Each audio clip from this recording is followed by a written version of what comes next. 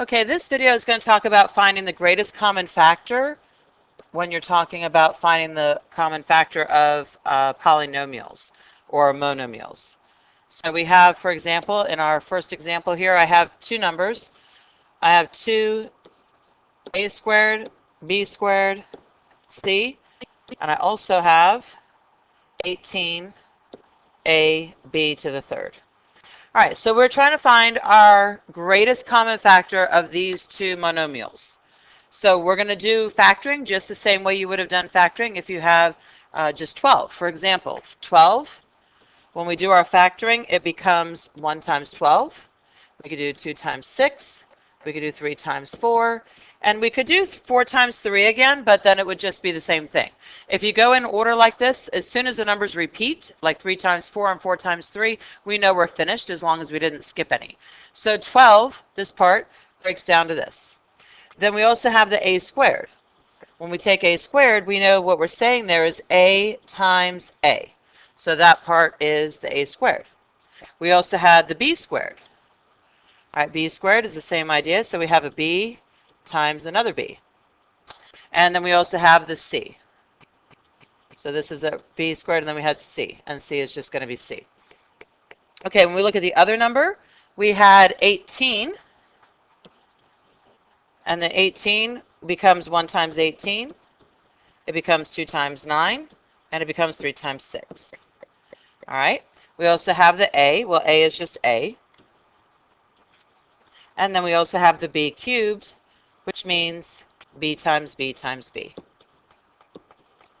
Okay, so when we're trying to find the greatest common factor, we're literally finding what these two have in common, and of course the largest one. So as we're looking at these, I can see that for my number portion, 6 is my largest number that they have in common. Right here, this 6 and this 6. So I can take a 6 out of 18 and I can take a 6 out of the 12. And when I do that, it's actually when I take 6 out of, well, actually I'm going to take the 6 out of both those. So this is my greatest common factor between this 12 and the 18. I also, though, have to do the a's, the b's, and the c's. Okay, so since I have at the top, I have a squared, I have 2 a's at the top, and I have 1 a at the bottom. There's only 1 a that they have in common, right here and here. This is the only a that they have in common, so I can pull out 1a. There we go. And as far as b's go, I have 2 b's here, and I have 2 b's here at the bottom that are in common, again, that they have in both of my numbers. So this becomes a b squared here. I do not have a c common down here. There's no c that matches this. So c is not something they have in common, so it is not part of my factoring, or not part of my common factoring, I should say. And so therefore, my greatest common factor between 12a squared b squared c and 18ab to the third is 6ab squared. That is my greatest common factor there. All right, let's do another one. Let's say that we have 6x to the xy to the third, and we have 18yz.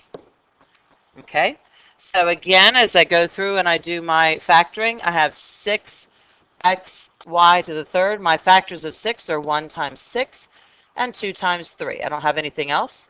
I also have an x, and I have 3 y's. 1, 2, 3. Okay, and then I have my 18yz. So again, 18 would be 1 times 18, 2 times 9, and 3 times 6. There's 4 times nothing, 5 times nothing, and then it goes back to 6 times 3. So so that's all my factors of 18. Then I also have times y and times z. Okay? So now again, I'm trying to find the greatest common factor, the number that both of them have in common, the largest number they both have in common. That'd be a 6 here and 6 here, because that's the highest number I have for 6, and 9 and 18, that's too high for the 6 over there. I also do not have any x's in common. I also do not have any z's in common, but I do have 1 y in common right there. So my greatest common factor between these two monomials is 6y, and that is my answer there.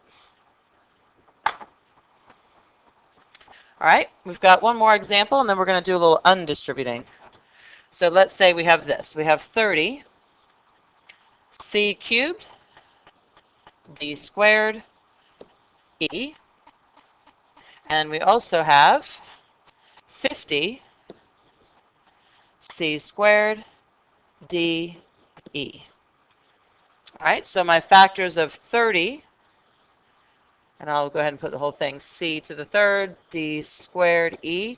My factors of 30 are 1 times 30. Again, I do the next number, that's 2 times 15, then 3 times 10. 4 doesn't work. 5 does work, 5 times 6. And then 6 times 5 would be the same thing, so that's all of my factors of 30. And then I have 3 c's, 1, 2, 3. I have 2 d's, 1, 2, and I have 1 e. All right, when I do my 50 c squared d e, I have 1 times 50. I have 2 times 25. And I don't have a 3 times anything or a 4 times anything, but I do have 5 times 10. And again, 6 times nothing, 7 times nothing, 8 times nothing, 9 times nothing, comes back to 10 times 5. So that's it. That's all of my factors of 50. I also have a c twice, I have a d once, and I have an e once. All right, so we're going to find the greatest common factor between these two numbers. It looks like it's 10. We have 10 here and 10 here, so that's my greatest common factor for the number part. So 10 starts there. I have 2 c's down here, 1, 2, and I have 2 up here. So that's going to be c squared. And then I have a d down here and a d up here. That's going to be d. And I have an e down here and an e here. So it's e. So my greatest common factor between those two is 10 c squared d e. Okay, one of the things also that we're going to start doing is sort of undistributing, is kind of how we're going to call it. So this is undistributing to factor out.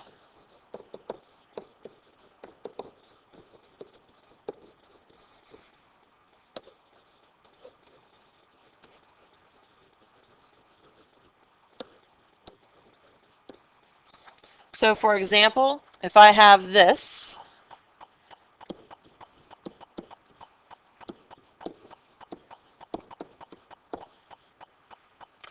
what I'm going to do is the same thing I just did a moment ago, and I'm going to pull out the greatest common factor between 15x and 25x squared.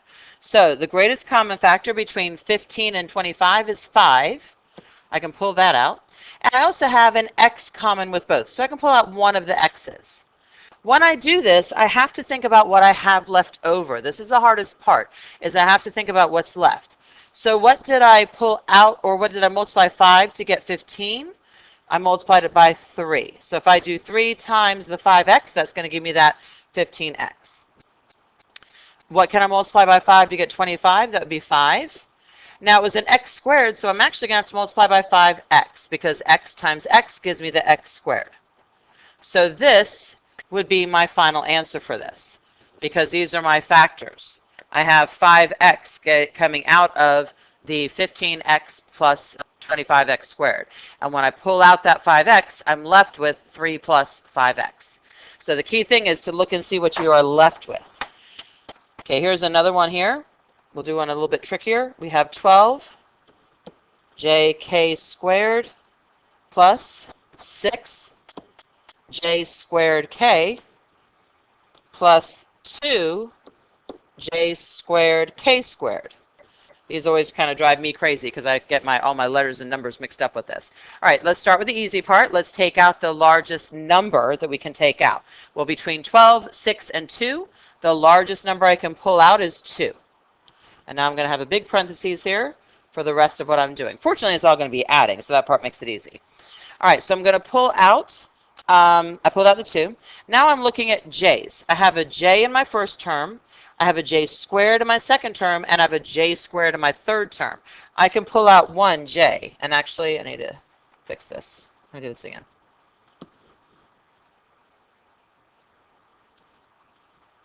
Sorry. So I have 2, and I pulled out one j, and then I can also pull out one k, because this is the only one I have a k for. So I'm going to pull out the k there. All right, now let's see what we have left. I pulled 2 out of 12, so 6 is left over. I pulled out the j, and I pulled out 1 of the k's, so I have 1k left over.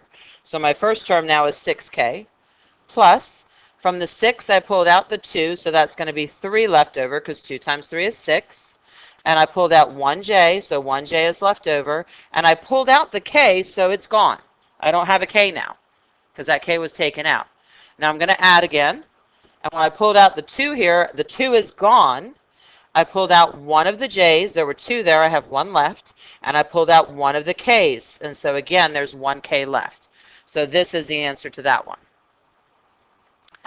It's possible that there's nothing we can do as far as pulling things out. For example, if we have this, 5x squared minus 3x minus 7. They have nothing in common. First of all, those numbers are prime. 3, 7, and 5, they're all prime. And so they don't share a common factor other than 1. And I can't pull anything out. There's not a common x with all of them, so I cannot pull anything out. We literally would just say, instead of doing any kind of math, we would just say that this one is prime. Meaning, that's it. That's all I can do. I can't factor that any smaller. All right, so this is our video on greatest common factor and undistributing to factor out the GCF.